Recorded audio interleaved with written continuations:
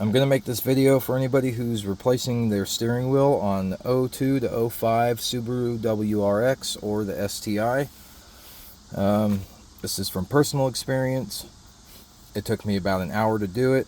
It's done correctly. It works perfect. Before you do anything, disconnect the negative cable on your battery. After you do so, press your brake pedal, hold it down for about 5 seconds. That discharges your system so you don't have any electrical interference when you're taking everything apart. First thing you'll do to remove your steering wheel is you'll remove the two Torx bits. They are 30, what are they? Size T30 Torx bits. There's one on both sides of the steering wheel, and that's to hold your airbag in. Once you undo those, your airbag will come out. It will hang. You have two connectors inside your steering wheel. You'll disconnect those. Your airbag will come out. One of those connectors is ran for the clock spring. So once you disconnect those two connectors at the bottom, your clock spring will be disconnected. Your airbag will come out.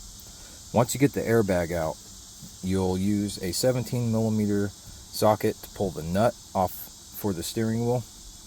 Once you get that nut off, you can wiggle your steering wheel by grabbing it at 5 o'clock and 11 o'clock and shaking it back and forth until it becomes loose. Your steering wheel will come right off. Push your steering wheel off to the side. At that point, you will undo a Phillips head screw in this hole. This piece will come down. This piece will come up. You can remove both pieces of plastic. Actually, this piece will come down, and then you'll have another two screws that hold this piece on. So you'll make sure that once you pull this piece off, look underneath, figure out which screw holds this on, which screw holds this side on. You'll undo both of those screws, and then both of these pieces of plastic, you can push them off to the side. In order to remove your clock spring with the wiring, you'll have to remove this piece here.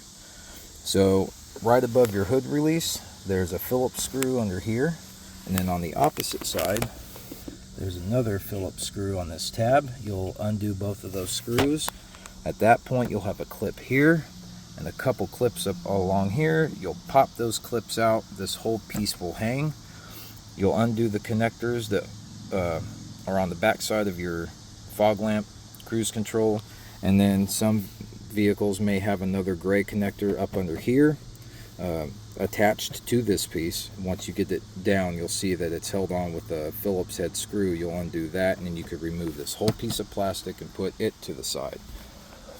Now, once you have all your plastic pieces removed, you'll see that there's 4 screws that hold your clock spring on. You'll undo those 4 screws. Your clock spring will come down and hang. Now, in order to get the wiring for your clock spring to come through the steering column, you'll have a black and a yellow wire harness that run from the clock spring along the side of your steering column and go to 2 connectors up underneath here. One connector is yellow, that's your airbag. One connector is black, that's for your horn and your cruise control. Once you do this, your cruise control will no longer be usable. Disconnect both of those connectors. In order to disconnect the black connector, you'll push down and just pull it apart. In order to disconnect the airbag connector, you'll push down on the yellow, you'll pull back on the green, you'll let up on the yellow, and then that connector will come apart. You'll want to use a 3.3 ohm resistor to put into the airbag connector on the car side so that your airbag light will stay off on the dash.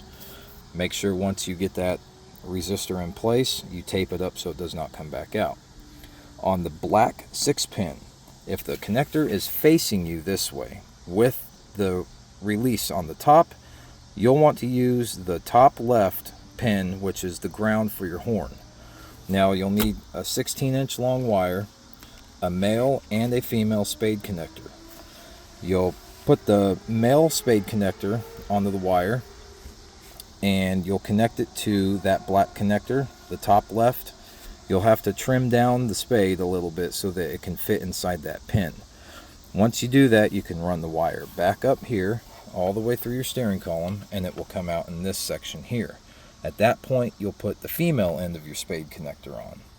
Now, the way that my setup is, I'm using an Energy quick release with a hub adapter. This Energy hub adapter, on the back side of it, it has a brass ring. That ring is for the connection of your horn. Now, in order to be able to use that ring properly, so that when you turn, you don't have wires binding up, you need to make a contact that touches the back side of this hub adapter. So what I did is I used a 1/16 inch thick piece of sheet brass. I cut it to size. I drilled a little hole into it, and I screwed it to the top right hole where the clock spring was attached. So once you get the clock spring out, you'll see that there's a white skeletal piece underneath this plastic. Everything's removed. There's this big white skeletal piece of plastic, and you'll have the 4 holes left from removing your clock spring. The top right one is the one that I used. Now let's see if I can get, you see that piece of brass in there? Right there. So what I did is I screwed it down, I bent it forward, so I made a little curve and then pulled it forward so that when the hub adapter goes on, it pushes against that piece of brass and makes contact. Now the other end is going to be where the spade, the female spade from your wire that runs along up under here for your horn, attaches to. Once you have all that connected, now your horn will work. So in order to set your horn up, this isn't going to be here. You know, of course, you got to put the 17mm nut back on, tighten down your hub while making sure you align it properly so that your steering wheel sits straight. You'll make the horn connection from the hub to the hub adapter, or from the hub adapter to the hub. I'm sorry.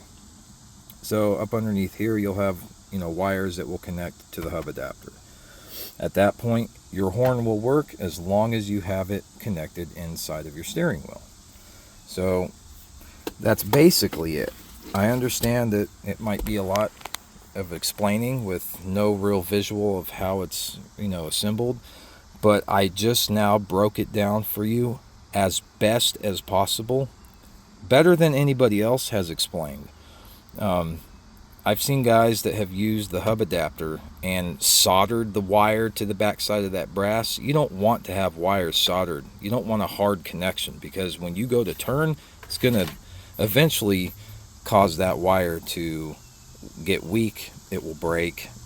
It's not necessarily going to cause any kind of a fire hazard or electrical concern, but do know that if that wire disconnects and it touches anything metal and it grounds out, your horn's gonna just basically be intermittently going off as you're hitting bumps and stuff. So to make sure that that doesn't happen, do not hard wire your connection to the back side of your hub adapter. Do it with a little piece of brass that can make a contact point to the back side of that ring. Anybody who is mechanically inclined can follow this pretty well. If you have any questions, you can leave them down in the comment section and I'll answer them best as I can. So this took me about an hour to do. Once I figured out that, you know, I just had to run a wire up here with, you know, a hard connection to the plastic to where it just had a contact point that touches the back, it's pretty self-explanatory from there what you got to do from that point on. So yeah, if you guys have any questions, leave them down in the comment section. I'll be happy to answer them. That's as bare bone basic as I can make it for you guys. You know, installation is the process reversed in from the removal. So once you get your adapter and everything done to this point where you have this all bolted together, then you could reassemble everything, all your plastic pieces back in. Make sure you got everything connected for your fog lamp. You don't even need to connect your cruise control because that's not going to be usable anymore. But do note that when you do this process and you going to make a turn, you make your turn, you straighten your wheel back out, this is not going to automatically reset. You're going to have to manually reset that every time because there's not a clock spring in there to do so. So that's basically it, guys.